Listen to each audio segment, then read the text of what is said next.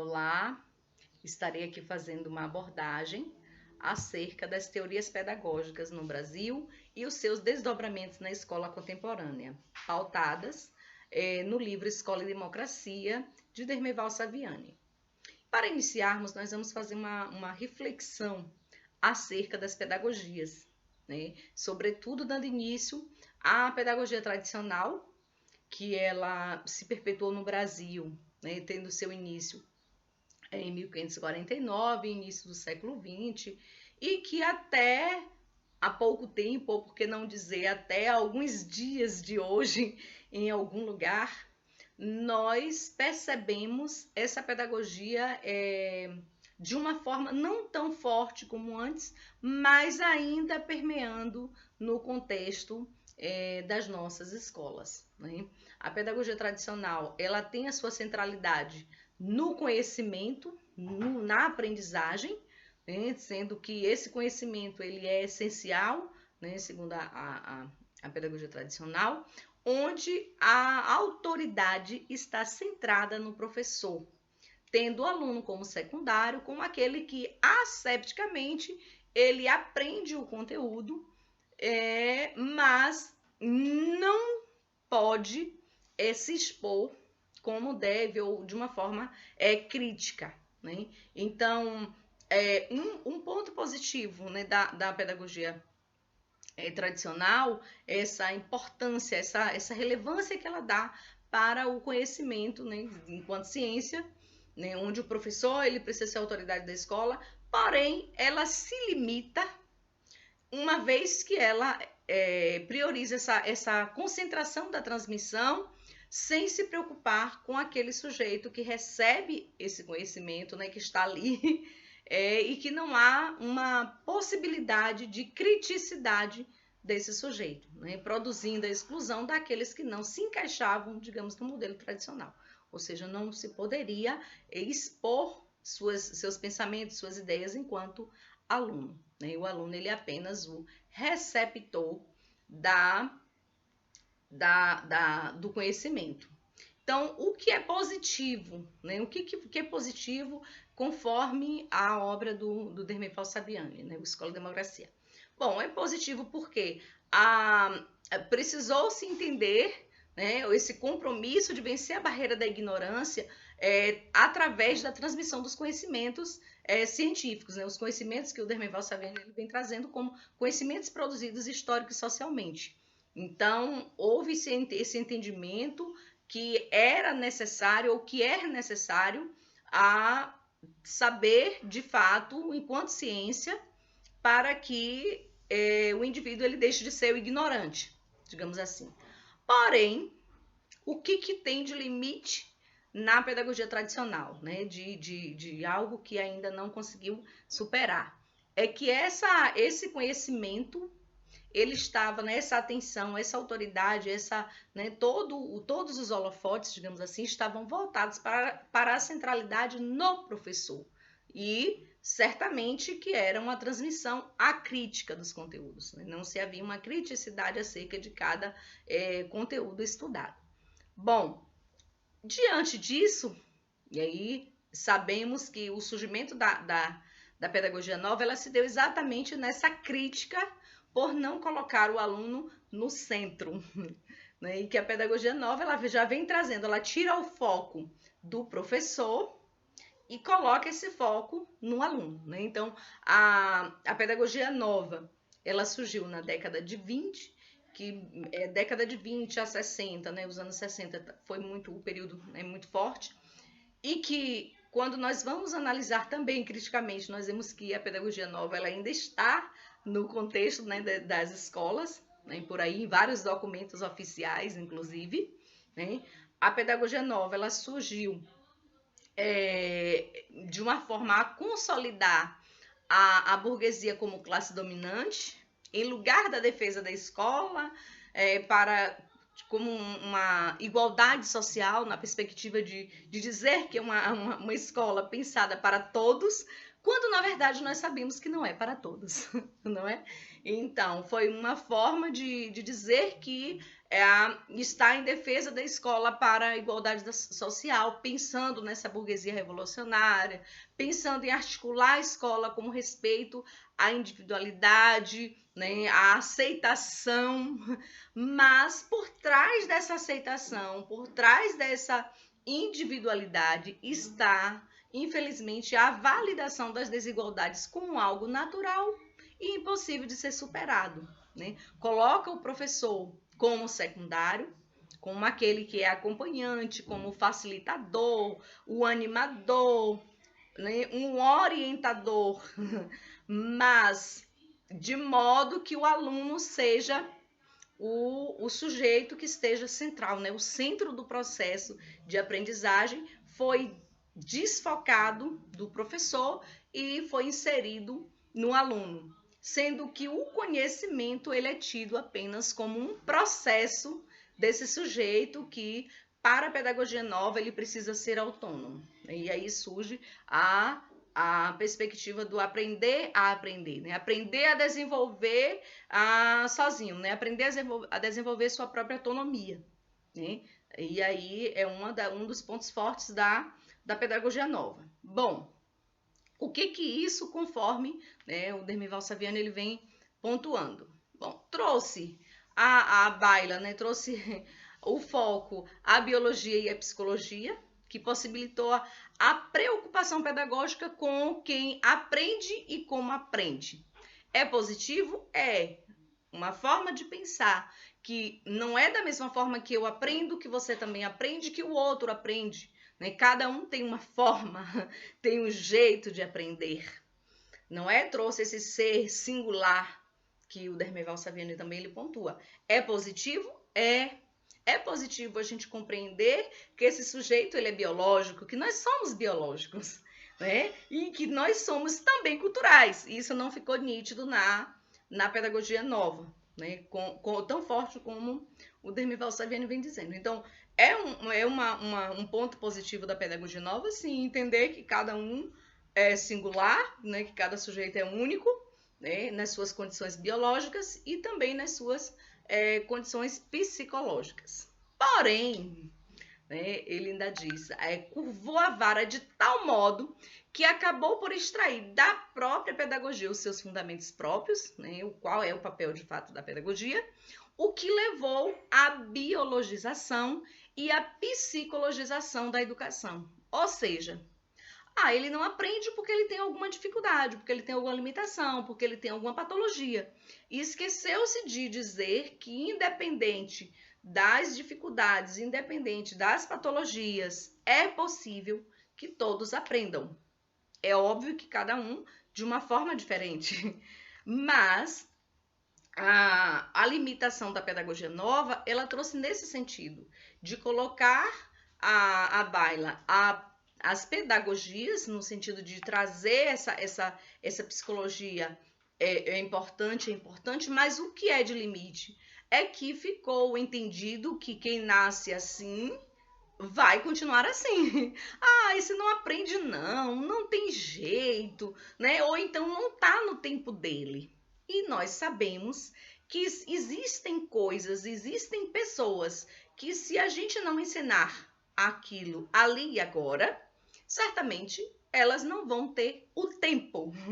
O tempo é necessário que nós entendamos que esse tempo ele não vai chegar se nós não propusermos, se nós não provocarmos que esse tempo ele aconteça. Então, essa limitação da pedagogia nova, e aí quando o Dermeval Saviani ele curvou a vara de tal modo. Por quê? Porque o centro para a pedagogia tradicional era o professor, né?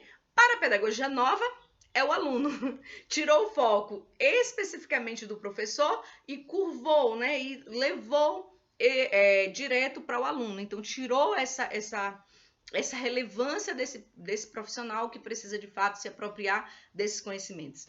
Porém, o que eu quero aqui dizer não é trazer novamente a pedagogia tradicional, não se trata disso.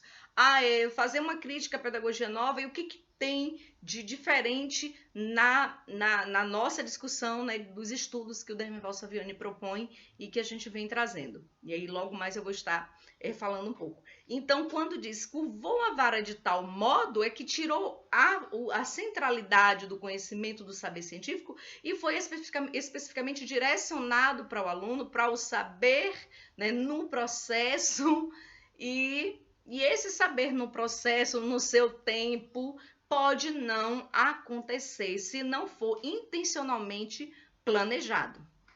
Então, essa é uma limitação que o Dermeval Saviani ele pontua nessas pedagogias.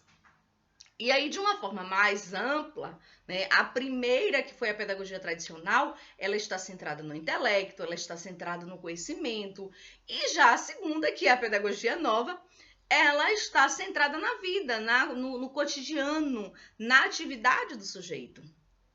Ambos são importantes? Sim, são importantes. O intelecto, garantir os conhecimentos e saberes necessários da educação escolar são necessários. É importante também a gente observar o que tem de importante na vida do sujeito, sim, na vida cotidiana também é importante. Mas uma coisa não pode ser necessariamente melhor que a outra, ou uma substituir a outra. Isso mais tarde eu vou estar podendo falar um pouco mais. Bom, passado da década de 60, né, de 60 aos anos 80, surge a pedagogia tecnicista, que ela está fundamentada em pressupostos de racionalidade, de eficiência, de produtividade, é quando se há, né, a necessidade do homem utilizar a máquina, produzir e produzir cada vez melhor. Então, o importante para a pedagogia tecnicista, né, o mais central nesse processo não era nem o professor e nem o aluno que tinha a sua centralidade, né? Era sim o importante era o conhecimento, de modo que o sujeito aprendesse a fazer, a dominar as formas, a dominar como trabalhar com aquela determinada máquina, pensando numa perspectiva especificamente mercadológica, capital. Ora, lá na pedagogia nova, nós vimos que tivemos o aluno que fosse o aprender, né, conforme as suas particularidades, conforme o aprender a se virar sozinho. Já na tecnicista, surge o aprender a fazer, precisa dominar as técnicas, né, dominar as formas. Então, esse saber fragmentado que uma teoria pedagógica traz e que a outra também vem fortalecendo. Bom, o que foi também de positivo na pedagogia tecnicista? Bom, é necessário operacionalizar alguma coisa, né? Operacionalizar a máquina. Então, de forma que esse sujeito, ele garanta a aprendizagem, os cursos técnicos, eles estão aí para isso, né? Dominar como se faz aquela determinada técnica, né? Então, dominar a técnica. Essa dominação da técnica não significa dizer que domina também a modo de compreender a relação, por exemplo, de explorado, né? A condição de explorado numa sociedade capitalista, por exemplo. Não vem trazendo esse entendimento claro. Qual é a minha função enquanto sujeito que estou aqui operando a máquina? Né? Afinal de contas, eu só sei operar essa máquina? Né? Afinal, o que eu estou fazendo? Só apertando os parafusos e mais nada? Então, essa centralidade em garantir o aprender a fazer, ela já deixou de lado os outros saberes que são necessários para que a gente se torne quem nós somos hoje, né? Esses sujeitos críticos, enfim, como nós pretendemos dizer. E o que tem de limitação? Exatamente, essa centralidade nos meios, né, na forma de dominar as técnicas, mecanizou o processo educativo.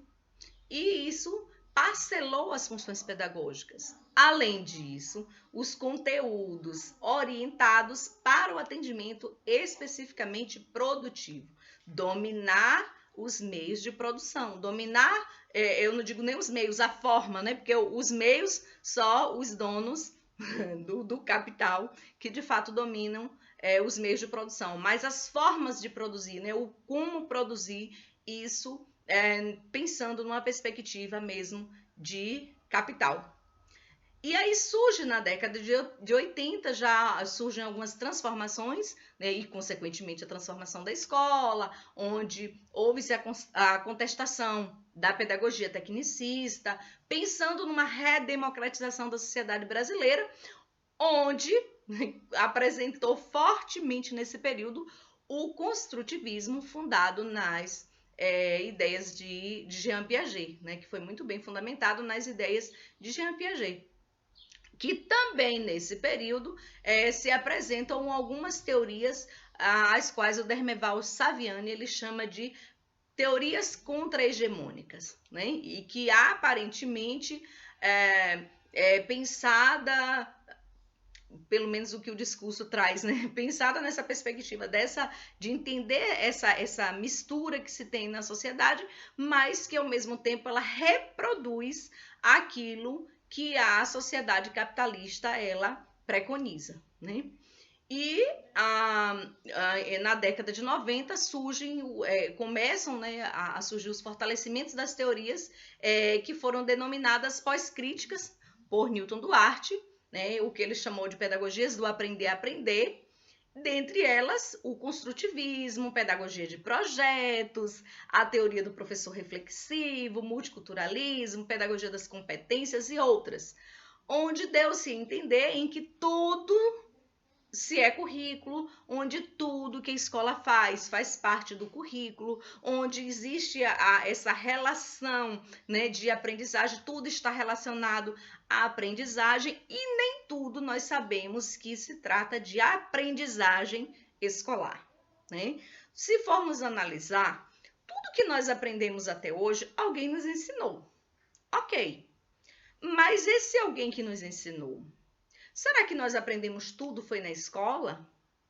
Se tudo se é currículo, qual é, afinal, a função da escola, né? O que de fato pode se chamar de currículo, né? Então, essas pedagogias, elas trazem um ecletismo de ideias, né? E vai se inserindo ali a ideia de que tudo isso aqui que eu estou trabalhando faz parte da escola. E a gente precisa entender qual é a função, né, da escola de fato, né?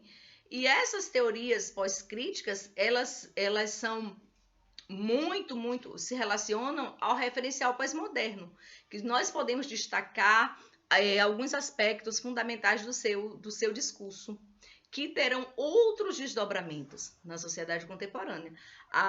Por exemplo, a impossibilidade de conhecer o mundo objetivo, a negação da noção de totalidade. Nós não sabemos de tudo. Ok, nós não sabemos de tudo e não vamos saber. Mas a escola, enquanto saber científico, ela precisa estar pautada em ciência.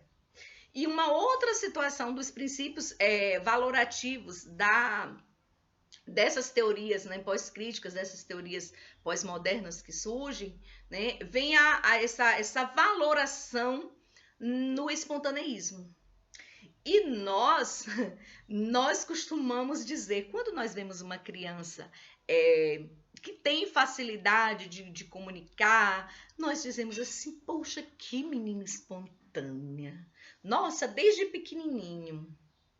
Se nós formos observar o contexto dessa criança que ela está inserida, se nós formos analisar, né, as condições objetivas que ocorreram para que essa criança se tornasse, né, a criança que ela é, certamente nós entenderemos que alguém, de uma forma ou de outra, se tornou o espelho, se tornou o exemplo ou ensinou para que essa criança tivesse esse determinado tipo de comportamento.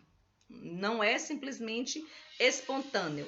Se assim fosse, não precisaria, como eu disse, a função da educação escolar, né?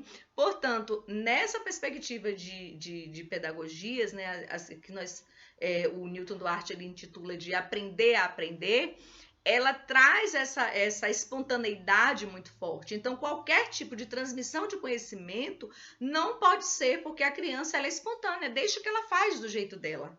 Ok, mas se ela faz do jeito dela, o que a escola está fazendo, né? O que mesmo a função da escola? O que a escola vai estar fazendo com essa criança se ela mesma sabe fazer, se ela mesma é autônoma? Né? Qual é a função da criança nesse, né? A função da escola nesse sentido na vida da criança? Né? Então, essas pedagogias elas trazem o processo de aquisição do conhecimento, tem mais valor desse processo do que necessariamente o produto do conhecimento. E aí vamos pensar lá no chão da escola. Ora, eu estou trabalhando com as operações matemáticas, eu estou lá na matemática. E aí eu estou ensinando a minha criança a adição. E aí eu explico para ela de que 2 mais 2 é igual a 4. Ok. Mas a minha criança chega lá e faz do jeito dela e me diz que é 5 o resultado. E eu vou dizer, oh, que lindo, que legal. Ela, como foi que você descobriu? E aí eu vou para lá, para o processo que ela fez, né? A estratégia que ela utilizou. Eu vou dizer, poxa, ela possui uma estratégia muito bacana, muito bem articulada, sim. Mas o resultado não é aquele. A estratégia é muito boa, mas o resultado ele é importante. Não é só a estratégia utilizada para que ela chegasse a essa conclusão. Né? Então, nessa perspectiva de espontaneidade, traz o conteúdo como qualquer coisa, né? Não há um conhecimento mais valorizado que o outro, porque tudo é aprendizagem, tudo é conhecimento. A escola ela vai servir para produzir a adaptação desse sujeito, né? E aí nós precisamos entender que a função da escola não é só adaptar, nós precisamos ser sujeitos de transformação social. Se nós conseguirmos fazer ter essa perspectiva de sujeito enquanto base pensante, enquanto sujeitos que somos transformadores e formadores dessa realidade que nós estamos, nós vamos entender que não vamos estar só vendo a escola como função de adaptação, né? Como produzir apenas a adaptação desse sujeito. Esse daqui está incluso. Olha aí o processo de inclusão que, infelizmente, nós percebemos, nós sabemos que no dia a dia, né, essa inclusão ela é um tanto quanto utópica. Então, nós entendemos que essa perspectiva de educação, de saber que essa aprendizagem que é trazida na perspectiva do aprender, ela é uma aprendizagem de forma espontânea, que se desencadeia pelas necessidades e interesses desses meninos, né? O que afinal, que é interessante para uma criança, digamos, numa idade pré-escolar. Será que de fato ela tem interesse de aprender quando ela não foi induzida, quando ela não foi intencionalmente trabalhada para aprender? Né? É um dos princípios valorativos das teorias do aprender. Um outro princípio valorativo, que a escola ela deve ter essa perspectiva de adaptação, como eu falei, a adaptação não significa dizer a transformação da sociedade. Né? Eu preciso me adaptar ao local onde eu estou inserido. O que é, afinal, adaptação? Então, a gente precisa entender alguns termos que são utilizados nessas teorias. Né? Então, um outro princípio valorativo que as pedagogias do aprender, ela traz, né? As pedagogias elas trazem a aprendizagem que ocorra sem ação intencional. O menino ele vai ter essa iniciativa, né? A aprendizagem através da iniciativa do sujeito, né? Do aluno ou da aluna. Né? E que um outro princípio que vem trazendo é que o processo de aquisição ou de construção do conhecimento tem mais valor, como eu falei, do que o conhecimento em si mesmo. Então, perceber que esses 4 princípios valorativos de que a aprendizagem centrada no aluno, de que é conforme interesse, de que é conforme as adaptações, de que o processo é mais importante do que o produto, né? Que qualquer interferência que a gente venha fazer seja uma interferência nociva, porque vai deixar o aluno traumatizado, né? Nós ouvimos muitos mimimis, muito romantismo, costumo dizer, nesse sentido, por quê? Porque a escola ela precisa saber de fato qual é a função dela. Se ela deixa de ensinar aquilo que ela precisa ensinar, porque o aluno ele não tem interesse, ele não está interessado, afinal, nós enquanto cursistas, nós sabemos o que é que nós precisamos para nós elevarmos a nossa capacidade intelectual, né? Se for para nós mesmos decidirmos o que queremos, será que realmente nós vamos aprender aquilo que necessitamos aprender? Então, qual é, afinal, a função daquele curso, né? A função daquela escola no momento que eu resolvo fazer o meu curso e que a escola até então fica me esperando eu dizer o que eu quero aprender. Então, é algo que a gente precisa pensar um pouco mais acerca daquilo que nós ouvimos em vários documentos, né? Em vários documentos por aí. É nesse sentido, é saber que nós estamos com alguns verbetes, né? Com alguns termos que nós utilizamos e que esses termos eles desencadeiam em outros significados que talvez não seja aquilo que na minha prática, por exemplo, eu possa estar externando outra coisa. Né? E uma forma muito simples é quando às vezes nós estamos numa discussão como essa e que sempre tem aquele que diz assim, mas professora, no meu dia a dia eu não faço mais isso. No meu dia a dia eu já coloco mesmo, cobro do meu aluno. Olha, eu sou, e aí costuma dizer, olha, eu sou construtivista, mas eu sou também tradicional. Precisamos entender, tomarmos posturas diferentes em determinadas situações não significa que somos isto ou aquilo. Nós precisamos fazer alguma reflexão acerca das teorias pedagógicas que nós até então defendemos. Né? E quando nós definimos uma teoria pedagógica, não significa dizer que nós vamos estar numa coxa de retalhos. Teoria pedagógica significa dizer defender ideias pautadas naquela teoria pedagógica. Não significa dizer pegar um pedacinho de cada e acharmos que estamos fazendo educação em uma hora construtivista, outra hora tradicional, outra hora eu já nem sei mais quem sou. Não se trata disso, se trata de desenharmos, de delinearmos qual é o tipo de educação que nós queremos para os nossos filhos e para os filhos dos nossos filhos. Eu costumo dizer isso porque nós queremos sempre o melhor. Nós queremos sempre que os nossos filhos estudem nas melhores escolas. E o que é uma melhor escola? O que é um professor quando eu digo que eu quero o meu filho com tal professor? Eu quero um professor bom para o meu filho. E quem é o professor bom? É aquele que deixa o seu filho fazendo o que lhe interessa? É aquele que deixa o seu filho fazendo o que melhor ele faz, né, no espontaneísmo? Eu quero uma educação para o meu filho de modo que ele entre do mesmo jeito, entre e saia do mesmo jeito? Afinal, que tipo de educação eu quero para minha descendência, né? Então, quando a gente consegue responder isso, a gente vai entender a importância, a função que nós temos enquanto profissionais de educação que somos. E aí, as duas grandes tendências que surgiram, né, nessa época, o saber popular e a autonomia, que foram inspirados nas ideias de Paulo Freire, né, Pedagogia da Educação Popular.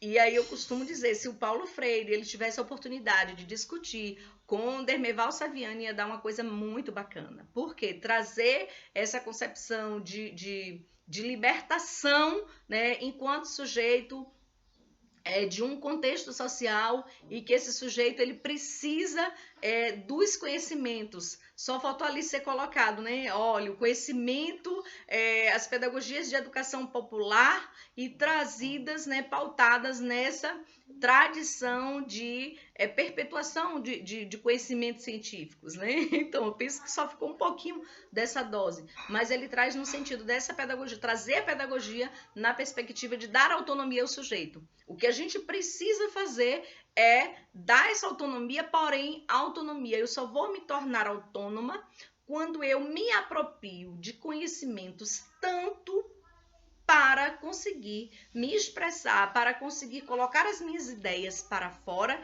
eu preciso saber e saber cada vez mais. Não se trata de saberes mínimos, se trata de saberes macros, se tratam de saberes que nos deixam empoderados e empoderadas, né? Ouvimos tanto esses termos nos dias de hoje. O que é que nos dá esse empoderamento, se não for o conhecimento, né? E aí, diante de tudo isso que eu já falei, vem a pedagogia histórico-crítica, que ela o Dermeval Saviano já tem mais de 40 anos que já vem discutindo, né, a pedagogia histórico-crítica.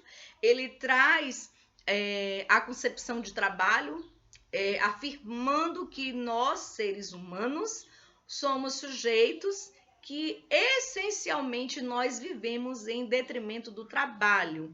Que trabalho é esse? Esse trabalho ele é intencional, né? Que trabalho é esse? Ele diz que ao nascer, o que nos torna, né, o que nos torna seres humanos, humanizados que somos, são todas as intervenções, todos os ensinamentos, todos os cuidados que alguém teve comigo para que eu me tornasse gente.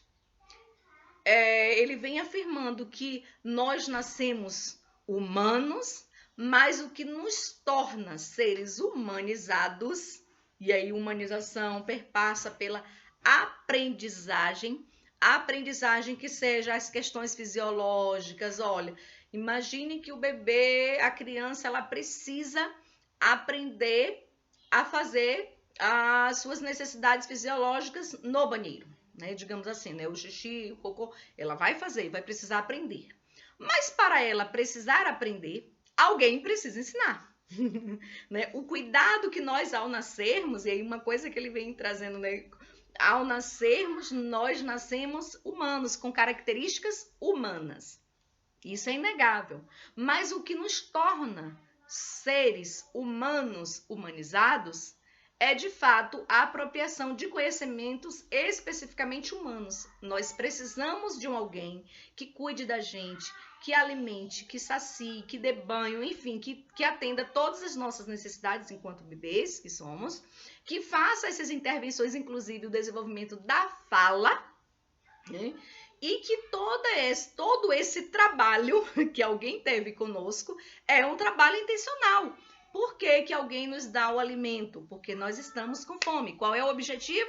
Saciar a fome. Então, um exemplo muito prático disso, né? Então, todos esses aparatos que nós necessitamos para saciar as nossas necessidades, eles não acontecem de forma espontânea, eles acontecem de forma intencionalmente, porque alguém cuidou, porque alguém teve esse trabalho. E aí a concepção de trabalho não é aquele trabalho capital. Né? Então, todo o desenvolvimento da nossa vida, como eu disse, para nós aprendermos a fazer o xixi no banheiro, né, no local adequado, alguém nos ensinou e não ensinou apenas uma vez. Ensinou por vezes para que nós, de fato, aprendêssemos. Ok? E aí, quando traz a concepção de trabalho educativo, né, que é o que nós estamos trazendo a discussão na educação, ele diz que o trabalho educativo é o ato de produzir direta, porque nós temos, né, um sujeito, e intencionalmente. Quando nós pensamos nesse sujeito direta e intencionalmente, nós estamos dizendo que nós temos intencionalidades para com aquele sujeito, né, que é diferente dele aprender de qualquer jeito, aprender conforme, né, a autonomia dele, se ele não tem autonomia. O bebê ele não tem autonomia para ir ao banheiro até então. Quem vai ensinar esse bebê, essa criança, né, a fazer o desfraude? Quem vai fazer tudo isso? Né? Ele vai aprender por si só? Né? Então, olha o aprender a aprender. Né? Então, a pedagogia histórico-crítica, ela traz na contramão das pedagogias do aprender a aprender, essa concepção de trabalho educativo. Então, quando ele diz o ato de produzir direta e intencionalmente, significa dizer que nós, enquanto escola, temos uma intencionalidade. E quando eu estou falando de escola, eu falo de escola enquanto instituição de toda a educação. desde lá o berçário até lá, né, por toda a vida acadêmica. Né? Então, é o ato de produzir direta e intencionalmente, então não é de qualquer jeito, não é de qualquer forma, não é conforme os interesses do menino, é conforme a intencionalidade que é proposta pela escola em cada indivíduo singular. Cada um de nós já entendemos que somos singulares, somos únicos. Então, nós não nascemos humanizados, nós não nascemos com as nossas condições psíquicas todas muito bem desenvolvidas. Se assim fôssemos, desde que nós nascêssemos, nós já poderíamos andar como gatinho, né? Não que o gato ele tenha função psíquica semelhante ao ser humano, não é isso. É porque, diferente dos animais, os animais eles nascem e eles conseguem se virar. Se a mamãe gata, ela deixa lá o bebê sozinho, né, o gatinho sozinho, certamente ele vai conseguir andar, vai procurar seu alimento, enfim, vai se virar.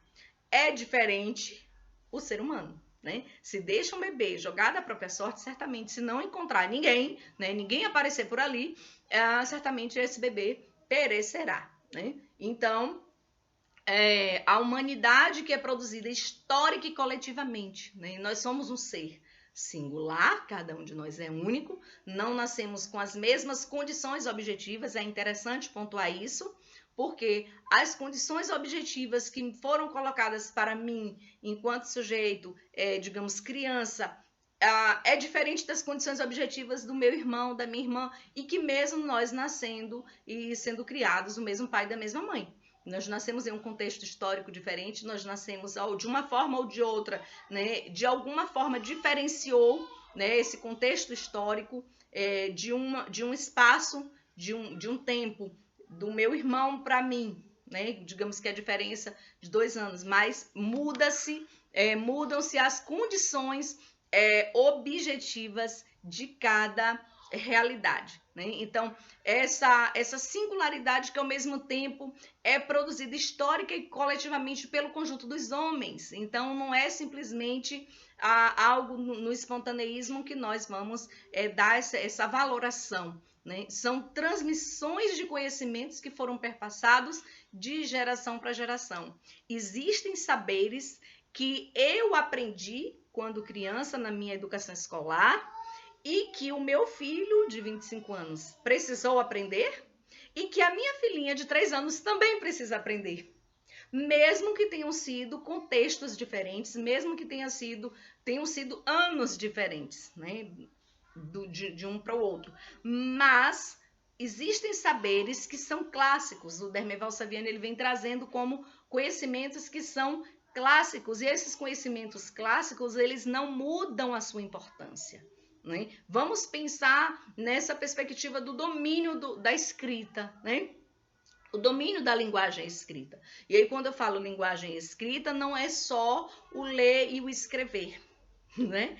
A linguagem escrita, ela já vem trazendo todos os saberes necessários para dominar todos os códigos que nós temos dessa língua, que seja leitura, que seja escrita, que seja interpretação, qual é a função da linguagem escrita. Então, não é somente o decodificar palavras, né? Linguagem escrita é diferente do domínio da escrita. E aí a gente precisa também avançar muito mais nesse sentido. Então, qual é o papel da escola para a pedagogia histórico-crítica? Bom, a escola é o espaço instituído para a humanização dos indivíduos de forma sistemática e planejada. Né? Então, essa ideia de que a escola ela precisa valorizar a vida cotidiana, precisa. É óbvio que eu preciso saber, o meu ponto de partida é a prática social do meu aluno. Mas isso não significa dizer que eu vou ficar apenas na vida cotidiana. Porque a escola precisa extrapolar a vida cotidiana. A escola precisa pegar essa vida cotidiana desse sujeito e transformar em ciência, né? O ponto de partida é ali. Mas o que a escola vem corroborando para que essa vida cotidiana ela mude, né, significativamente o sujeito que, digamos, quando a gente vai pensar no não domínio, ele ele está no não domínio nessa vida cotidiana, mas a escola vai fazer com que ele passe do não domínio para o domínio, né? Então, a escola entende, na perspectiva da pedagogia histórico-crítica, que quem tem que ensinar, quem tem que saber mais por obrigação, porque precisa passar para os demais, é o professor. Quem precisa ensinar, garantir aquilo que eu não sei enquanto aluno, é o meu professor. O meu professor, ele precisa dominar mais, senão não precisa do professor na escola. Isso não significa dizer que o aluno não saiba, não é isso. A pedagogia histórico-crítica, ela traz essa perspectiva de que o conhecimento do aluno é sincrético, é um conhecimento do senso comum, são as condições objetivas que ele adquiriu ao longo dos anos com seus pares, e a escola vai precisar trazer o conhecimento sintético, a ciência, para incrementar a vida cotidiana desse sujeito. E aí ele sair da condição de não domínio daquele conceito e passar para a concepção de domínio. O professor, ele precisa ter formação inicial, formação continuada, que consiga fazer com que ele conheça os elementos culturais essenciais ao processo de humanização e as formas mais adequadas para esse processo. Poxa, então isso quer dizer que nós não sabemos? Não é isso. Isso quer dizer que nós fazemos, e às vezes os resultados não são tão satisfatórios como gostaríamos. E aí a gente tenta se encontrar onde é que eu errei. Onde é que nós estamos errando, né? E aí qual a gente pensa, a gente precisa refletir. O que nós estamos fazendo ou o que nós estamos deixando de fazer que seria algo tão crucial para a aprendizagem, né? E aí, quando nós falamos de aprendizagem, não é qualquer tipo de aprendizagem. Não é tudo que está se referindo à aprendizagem escolar quando se trata da pedagogia histórico-crítica, né? Se trata de conhecimentos que são essencialmente necessários para o acesso à cultura letrada. A nossa cultura, a nossa sociedade, ela é capitalista, ela é excludente, ela é perversa. Se nós não ensinarmos para os nossos alunos o que eles precisam aprender, eles talvez não aprendam em lugar nenhum, porque nós não ensinamos aquilo que era necessário. E aí nós precisamos pensar em ações pedagógicas que garantam a apropriação dessa cultura universal, que é a cultura letrada, querendo ou não. Mas a criança lê as imagens como ninguém. A criança rebola, tem uma facilidade corporal muito boa. Sim, mas ele sabe ler, sabe escrever, compreende o que lê. Ele compreende aquilo, todos os discursos que nós estamos, né, vendo e vivendo, ele faz uma análise crítica daquilo. Por mais que nós saibamos que algumas habilidades são mais desenvolvidas que outras, nós precisamos entender que ou dominamos a linguagem escrita, ou nós vamos ter sempre sujeitos que ficarão à margem. À margem de quê? Do conhecimento, né? Então, essa concepção de trabalho educativo, esse processo de humanização desse sujeito, que ele é singular, mas que esses conhecimentos, eles são construídos, né? Foram construídos ao longo da história, eles precisam permear pelo contexto da escola. Né? Então, as características da espécie humana, elas são de ordem biológica, sim. O Piaget foi fantástico quando ele disse, né, depende, né, esse sujeito ele é biológico. Mas, para a pedagogia histórico-crítica, ele não resolve somente no campo biológico. Depende das funções psíquicas superiores que aí está pautada, né? Essas funções psíquicas, elas estão pautadas na teoria do Vygotsky, né? na psicologia histórico-cultural, quando ele fala que depende do desenvolvimento dessas funções psíquicas superiores, da internalização dos signos. E o que são signos? São palavras dotadas de significação. Se eu falo para você aqui agora, Estou falando para você sobre, vamos pensar lá, sobre os animais, vamos pensar no elefante. Eu não preciso mostrar para você aqui agora, trazer um elefante, impossível, não caberia aqui nessa sala, mas eu não preciso falar para você como é um elefante aqui agora, porque você já tem ideia do que eu estou falando. Se eu falo para você, olha, eu vou visitar uma casinha de gelo. Estou falando para uma criança casinha de gelo. Se ela já tem essa concepção do que é o gelo, ela já tem ideia de como seria essa casa. Olha, então isso significa dizer, quando eu falo gelo, né, casa, é um signo, é carregada de signo, então já penso, uma casa. Gelo, puxa, como é? Se eu já tenho ideia, então essa palavra gelo, casa, para mim, já são signos. Ou seja, é uma palavra ou são palavras que são dotadas de significados. Eu já domino a tal ponto de não necessitar que me mostre aqui agora o que é um gelo.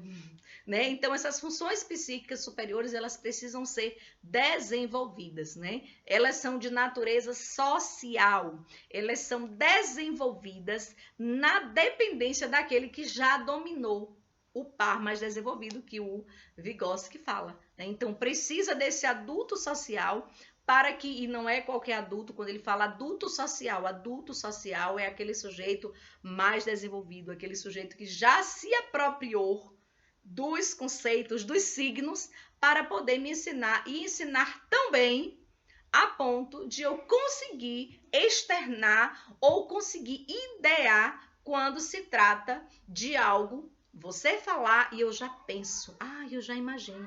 Eu não preciso sair daqui para dizer que lá fora está muito frio. Eu já tenho ideia o que é frio. Eu já tenho ideia a tal ponto de dizer assim, eu só iria só se fosse bem de casaco, bem agasalhada. Então, nós já temos ideia. Quando nós já temos ideia, nós significa dizer que nós temos já os signos, né? Os signos, eles já foram tão bem desenvolvidos e que nós já entendemos que esses signos precisam ser cada vez mais desenvolvidos, né? Esses conceitos, essas palavras. Vamos pensar numa criança que está desenvolvendo a fala. Ela repete o que nós estamos falando. Se nós mostramos e dizemos para que serve, olha, o copo, a criança vai falar, copo. Ou se você fala, conforme você fala cheio de mimimi, certamente a criança vai falar nesse mimimi. Mas digamos que você fale copo, ela vai repetir. Mas quando você explicar para ela que copo e utilizar, é óbvio que o copo serve para água, serve para suco, né? Serve para o café, para enfim, para os alimentos líquidos, né? Então essa criança, ela já não vai mais ver somente uma palavra falada porque ela ouviu alguém falar. Hein? Então, isso vai depender de como nós ensinamos, do que nós estamos ensinando para os nossos pequenos, os nossos jovens, os nossos adultos e idosos. Né? Isso depende dessas apropriações. Então, eu espero ter contribuído significativamente para a elevação psíquica, de modo que nós saiamos mais fortalecidos, no sentido da gente entender um pouco mais acerca das teorias pedagógicas, de quando nós escolhermos uma teoria pedagógica, nós refletirmos por que estamos escolhendo essa teoria pedagógica. Nós não podemos nos conceber apenas como uma coxinha de retalhos, onde pegamos um pouquinho de cada e um pouquinho de cada resolve. O Newton Duarte já vem dizendo isso. Né? Um pouquinho, esse ecletismo de ideias não vai nos levar a lugar nenhum. Nós precisamos definir teoria pedagógica pautada nessa perspectiva de aprendizagem, mas não é qualquer aprendizagem. Não é na perspectiva de aprender a aprender, porque eu aprender, eu vou ficar no meu cantinho quietinha, não vou dizer nada, porque eu sou assim, porque eu nasci assim, eu era tão quietinha, eu também era tão quietinha. Mas alguém me provocou, alguém me ensinou, alguém me instrumentalizou a tal ponto para eu conseguir externar o que eu estou externando agora.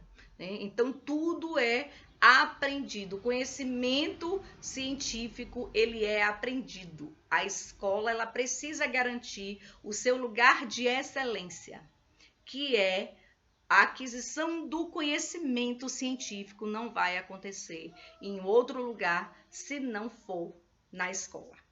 Se nós, professores, não ensinarmos e ensinarmos cada vez melhor, os nossos alunos não serão melhores, talvez em lugar nenhum. Se nós não intencionalmente fazermos com que esse tempo chegue aqui e agora, porque talvez o amanhã não exista essa oportunidade, nós não vamos ter tempo nenhum. E tem um texto também de precursores da pedagogia histórico-crítica que diz: criança não é manga, não amadurece. Eu não sou manga, você não é manga.